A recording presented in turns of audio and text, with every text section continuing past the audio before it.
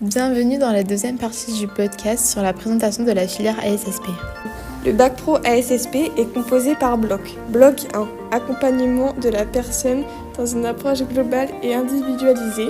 Bloc 2, intervention auprès de la personne lors des soins d'hygiène et de confort et de sécurité dans les activités de la vie quotidienne. Bloc 3, travailler et communiquer en équipe pluriprofessionnelle. Bloc 4, réalisation d'actions d'éducation à la santé pour un public ciblé dans un contexte donné. Ce podcast sera composé de 3 interviews de professeurs de matières professionnelles. Nous allons commencer par Madame Loubet. Donc bonjour, Brigitte Loubet, donc professeure de matières professionnelles, donc au niveau des classes de seconde, de première et terminale. Et j'interviens également en PSE auprès des classes de première. D'accord. Donc du coup, on va vous poser la première question. Donc notre première question est comment se déroulent les cours et les TP de bionettoyage ? Alors, donc maintenant, nous avons très peu d'heures pour réaliser donc les TP. Donc, comme pour le précédent bac ASSP, nous faisons le TP en lien avec la théorie et nous faisons une démonstration aux élèves et ensuite les élèves réalisent le TP en binôme. Une voire plusieurs fois, mais c'est compliqué de faire plusieurs pratiques. Donc on part du principe que le stage leur permet ensuite de revoir ces techniques-là. Et puis forcément, ça se termine par une évaluation pour valider la compétence. D'accord. Donc du coup, notre deuxième question, c'est comment se déroule le CCF de bionettoyage ? Alors, le CCF, pour l'instant, on n'a pas de recul. On vient d'avoir les consignes. On rencontre l'inspectrice dans un peu plus d'une semaine. Et on aura donc les informations, car les élèves seront évalués lors de leur PFMP4, donc au mois de mai. Donc, pour l'instant, on est en train de récolter tous les renseignements pour que les élèves partent avec tous les renseignements nécessaires. Merci d'avoir pris le temps de répondre à nos questions. La prochaine interview sera celle de Madame Thibault. Alors, je suis Madame Thibault, enseignante matière professionnelle sur les premières et terminales ASSP. Je travaille avec eux sur différents blocs, le bloc 1 et le bloc 4.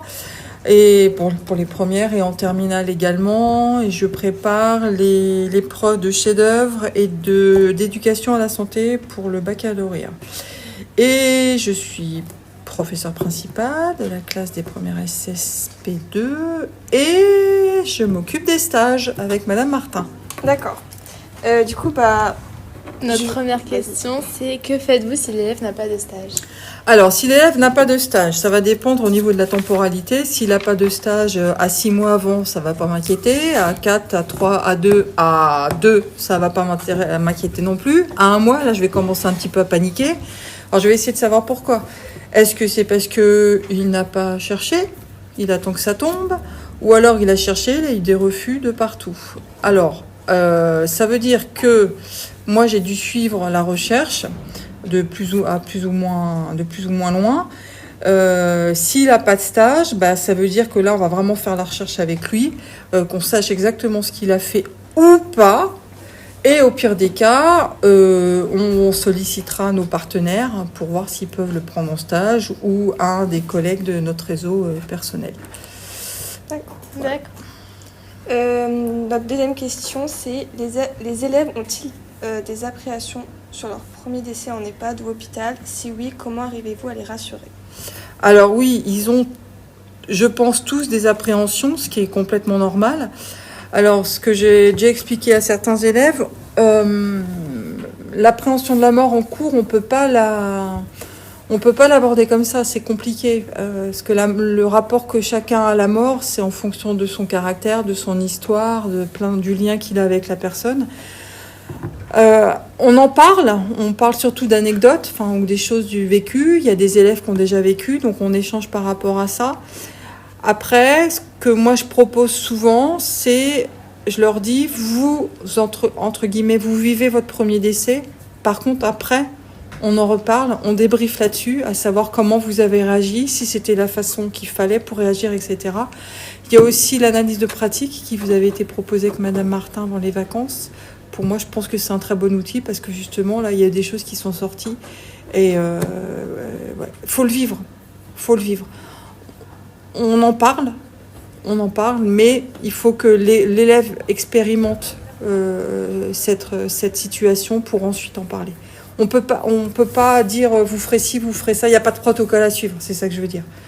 Merci d'avoir pris le temps de répondre à nos questions. La prochaine interview sera celle de Madame Martin. Bonjour, Madame Martin, enseignante au campus des métiers, Sainte-Croix-Sainte-Verte à Orléans, précédemment infirmière. D'accord. Du coup, on va commencer avec la question pour les enfants. Donc, c'est quelles sont les principales qualités pour travailler auprès des enfants ? Les principales qualités pour travailler auprès d'enfants, la patience.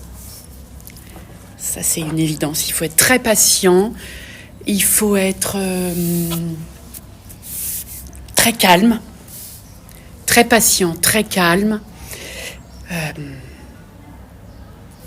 Patient. Ouais, je pense que c'est les 2 qualités les plus importantes pour moi. D'accord. Du coup, notre deuxième question, donc, ça concerne les personnes âgées. Est-ce que les élèves appréhendent leur première toilette en EHPAD ? Si oui, comment arrivez-vous à les rassurer ? Alors, oui, c'est évident. Quasiment tous les élèves appréhendent, et c'est tout à fait normal, parce que avoir à être confronté à la nudité, à une image de corps vieillissante, c'est effectivement quelque chose de difficile. Comment je les rassure ? En discutant beaucoup avec eux, en échangeant sur ce qu'ils vont voir, sur comment l'appréhender. Voilà, c'est plus comme ça que je le vois. D'accord. Et notre dernière question est quelles sont les difficultés à travailler avec les personnes âgées ? Les difficultés, est-ce qu'il y a réellement des difficultés à travailler avec une personne âgée ? Je ne suis pas sûre qu'il y ait des difficultés au sens propre. Pour moi, il y a des difficultés pour tout public, que ce soit autant les enfants que les personnes âgées.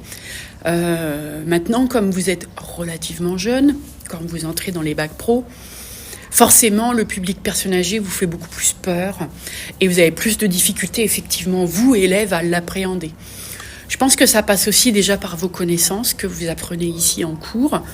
Et puis, ça passe par l'échange que vous avez avec vos enseignants, l'échange que vous avez sur place avec la personne âgée, qui est indispensable. Il ne faut pas rester dans son coin et ne pas parler. Il faut échanger avec eux. Ils ont tellement de choses à nous apprendre, puisqu'ils ont la sagesse de l'âge. Merci d'avoir pris le temps de répondre à nos questions. Nous nous retrouvons très bientôt dans un prochain podcast.